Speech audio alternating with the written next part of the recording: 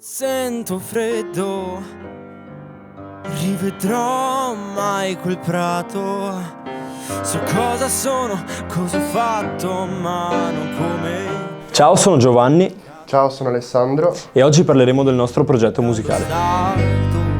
Oppure dall'essere umano, che per quanto gridi sarà sempre. Parlando un po' più nello specifico del testo e della canzone, insomma, innanzitutto mi interesserebbe parlare del titolo, che non nasce in realtà da noi due, ma da una nostra compagna di classe che ci aveva dato questo nome un po' particolare, diciamo, dietro le sbarre, appunto perché dovevamo parlare della giustizia riparativa e in origine il titolo era Dietro le sbarre con la S tra parentesi, appunto per fare un gioco di parole, abbastanza anche gioco, però divertente. Si fa.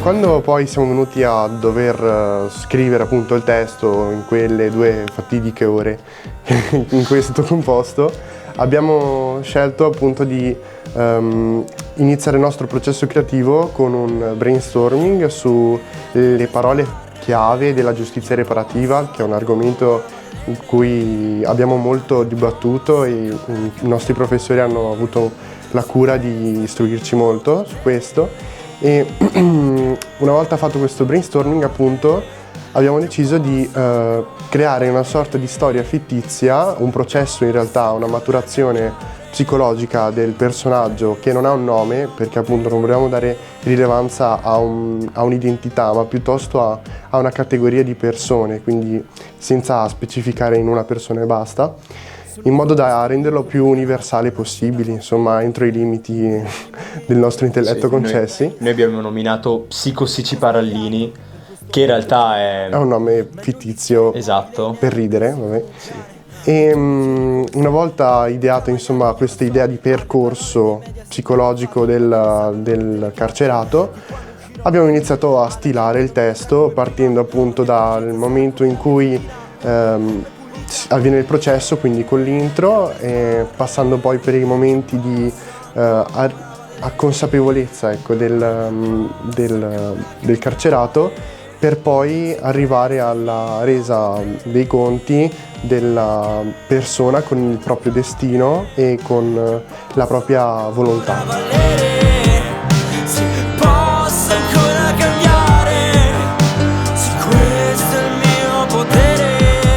L'ultima parte del testo, in realtà l'outro, recita: la sentenza è tolta. Di per sé come formula è errata, nel senso che la formula esatta sarebbe la sentenza è chiusa oppure la seduta è tolta, ma abbiamo deciso inconsapevolmente di mettere appunto questa formula perché appunto per una riflessione legata al verbo tolta. La sentenza è tolta ci è sembrato più aderente a un'idea di temporalità ristretta, quindi qualcosa di momentaneo e non assoluto, imperituro. Quale è la condanna? Perché appunto il tema principale della giustizia riparativa è rendere l'uomo in continuo cambiamento e renderlo insomma nuovo grazie al processo di giustizia. Quindi non legarlo alla sua colpa per sempre, ma appunto renderlo partecipe di un percorso che lo porterà a essere una persona nuova, libera tra virgolette dei suoi peccati.